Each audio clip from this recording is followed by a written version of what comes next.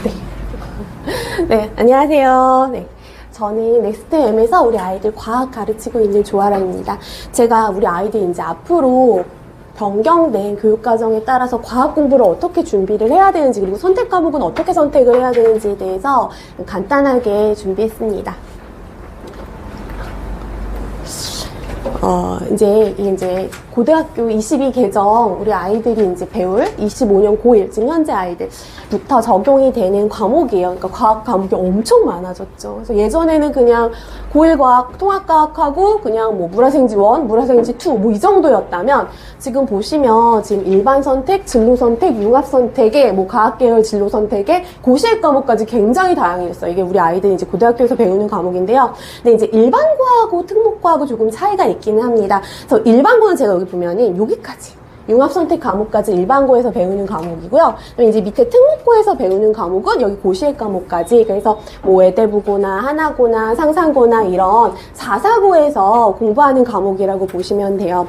제가 이제 간단히 설명을 드리면 여기 밑에 보시면 있죠. 고1. 이 공통 과목은 이제 일반고, 자사고 상관없이 무조건 고1 때는요. 통합과학 1, 2. 이 1, 2는 1학기 과목, 2학기 과목이라고 생각하시면 되고요. 그다음에 과학탐구실험, 이거 잘 모르시는데 과학탐구실험이라는 과목이 있어요. 그래서 이 과목들은 이제 보통 학교가 다 단위수가 조금 다르기는 한데 뭐 많이 들어가는 학교는 10단위 정도까지 과학 과목이 들어가고 있습니다. 그래서 다른 뭐 국어, 영어, 수학, 뭐 사회에 비해서 2단위가 더 많은 게 이 과학탐구 실험 때문에 그렇습니다. 그러면 이제 2학년 1학기 때, 그러니까 예전에는 우리가 특목고만 이제 집중 이수제라고 해서 한 학기에 끝냈었잖아요. 근데 이제는 과학 과목이 고2 과목부터 여기 보시면 고교학점제로 바뀌면서 다 한 학기에 끝내도록 개편이 됐어요. 그래서 우리 아이들이 배울 과학 과목들이 이제 고2부터는 다 한 학기에 끝난다고 생각하시면 되고요. 여기 보시면 이제 1이 다 떨어져 나갔죠. 1, 2가 없어지고요. 일반 선택 과목 2학년 1학기 때 배우는 과목, 이게 물리학, 화학, 생물, 지구과학, 이게 다 1이 변경된 거라고 생각하시면 돼요. 그래서 이제 1이 없어졌고 그냥 이렇게 바뀌었다, 이름이. 그리고 이제 2학년 2학기 때부터 3학년 1학기 때까지 보시면 이제 진로 선택 과목이라고 되어 있는데, 이게 이제 제가 같은 색깔로 칠해놓은 게 같은 연계 과목이라고 보시면 돼요. 그래서 이 진로 선택 과목을 듣기 위해서는 자, 선행되어야 되는 과목이 이제 물리학을 들어야 요 역학과 에너지, 전자기와 양자가 이제 연결돼서 들을 수 있는 거지요. 근데 이제 이 진로 선택 과목이 예전에 이제 쉽게 말해서 2 과목이요. 다 2개씩 쪼개졌어요.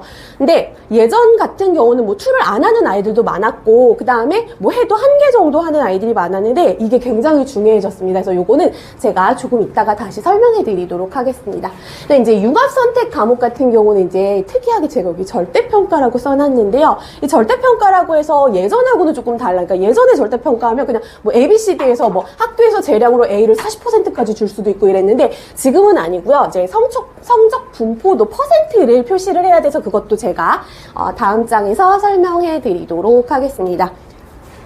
여기 보시면 이거거든요. 그러니까 우리가 이제 아까 제가 절대평가라고 한 융합선택 과목 같은 경우는요, 등급하고 석차가 안 나와요. 대신 성취도 분포 비율이라는 게 표기가 되는데, 이게 이제 A가 11.2%, B가 24.3%예요. 그러니까 이게 절대평가라고 해서 우리 아이가 이걸 무조건 선택해서 유리하다? 이게 아닌 게 왜 그러냐면, 만약 우리 아이가 정말 운이 없게 막 12%, 13%로 해서 B를 맞으면 등급 석차가 없기 때문에, 등수가 없기 때문에 상위 한 35% 정도인 아이까지 같은 점수를 갖고 가는 거거든요. 그래서 이거는 우리 아이가 한 10% 정도 안에 들 자신은 있지만 1등 할 자신은 없다, 이러면 조금 유리할 거고요. 그러니까 여기 이제 뒤쪽에 걸리는 성적 분포를 가진 아이들이 들으면 성적을 유리하게 가져갈 수 있는 과목이고, 그다음에 국영수는 아니거든요. 여기 보시면 융합선택 과목 중 과학하고 사회 과목만 절대평가기 때문에 이것도 융합선택이라서 무조건 절대평가 과목은 아니니까 나중에 이제 선택하실 때 이것도 고려해서 선택을 하셔야 합니다.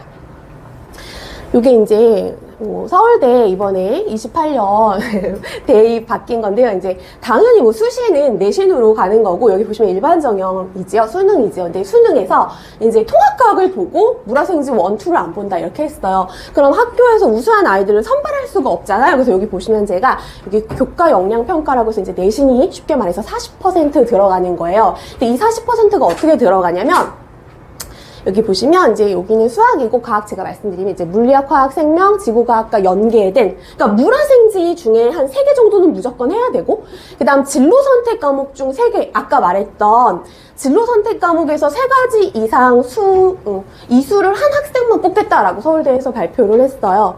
그래서 이제 과학이 2과목에 해당하는 과목도 아이들이 진로 선택 과목을 3개 정도는 듣고 가야지만 서울대에 합격할 수 있는 그냥 전제 조건이 되는 거지요. 제가 요게 이제 단대부고랑 중동고 일반고 기준으로 아이들이 이제 많이 선택하는 선택 과목들을 예시로 그래서 제가 이번에 중동고에서 학교 선생님이 2학년 아이들 대상으로 선택 과목 어떻게 선택할지 안내하는 영상을 봤더니 학교에서 그냥 대놓고 그냥 물화생 해 선생님이 이러시더라고요. 그러니까 이게 아이들이 뭐 선택은 하는 거지만 학교에서 아이들이 다 물화생을 하다 보니까 내가 아무리 지구과학 좋다고 해도 지구과학이 예전에는 많이 했지만 전교에서 지구과학을 한 20명, 30명밖에 안 하면 이게 등급받기가 굉장히 어려운 과목이 되고 그래서 이제 거의 이제 물화생을 하는 추세고요. 그 다음에 대학에서 전공 적합성을 이제 많이 보잖아요. 그러니까 서울대 같은 경우에도 이제 제 제자가 얘기를 해주는데 아이들이 생지를 하고 공대를 가다 보니까 물리화학 수업을 따라오지를 못하는 거예요. 그래서 교수님이 막 책 집어던지고 나간다고 아이들이 너무 못 알아듣기 때문에 그래서 그런 걸 없애기 위해서 이제 뭐 물회생을 하고 그다음에 이제 제가 여기 노란 색깔로 칠해놓은 과목들이 이제 이쪽이 진로 선택 과목들입니다. 그래서 이런 식으로 한 학기 한 이제 적게는 2개에서 많게는 3개 정도는 아이들이 하고 가고요. 그다음에 조금 부담을 덜기 위해서 이제 과학사, 과학의 역사, 문화 요것도 아이들이 이제 조금 선택해서 들으면 조금 부담을 더는 데 도움이 될 거예요. 요거는 이제 여고 기준으로 제가 이제 한 건데요. 진선 요고가 이제 굉장히 특이한 게 제가 봤더니 여기 2학년 때 보시면 화학하고 생물밖에 없어요. 물리학하고 지구과학 아예 선택을 못하게 해놨거든요.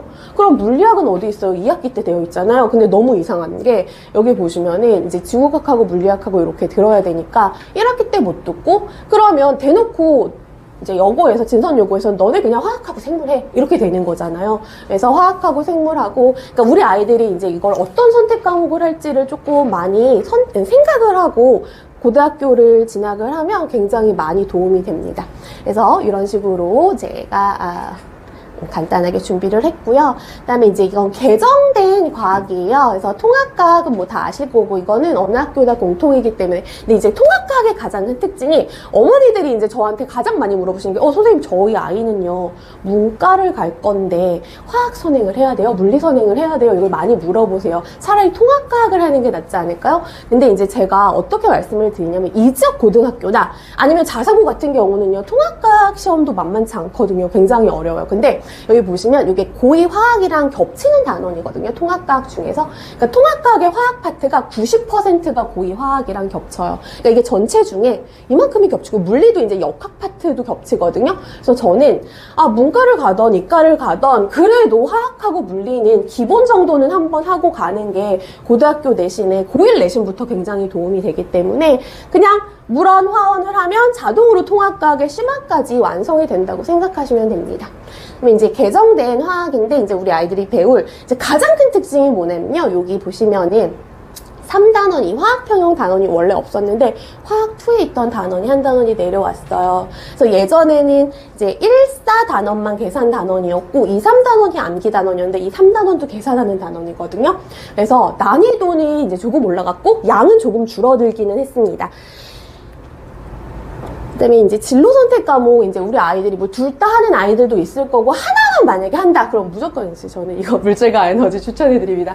왜냐하면 이제 화학 반응 세대 여기 보시면은요 여기에 중화 반응이 들어있는데 이거는 뭐 하원에서도 킬 파트여서 아이들이 다 화학을 기피하게 만드는 단원이었고 굉장히 어려워요. 여기는 정말 어렵고 그래서 뭐 둘 다 해야 된다면 하지만 만약에 둘 중에 하나를 선택한다고 하면 이 물질과 에너지가 훨씬 쉽고 학교에서도 아이들이 많이 선택할 거기 때문에 그래서 만약 내가 화학을 끝내고 화학 심화를 끝내고 그 다음에 이제 여기까지 준비를 하고 갈 거라면 이제 물질과 에너지 정도까지 하고 가면 거의 완벽하게 과학을 준비하고 갈 수가 있습니다.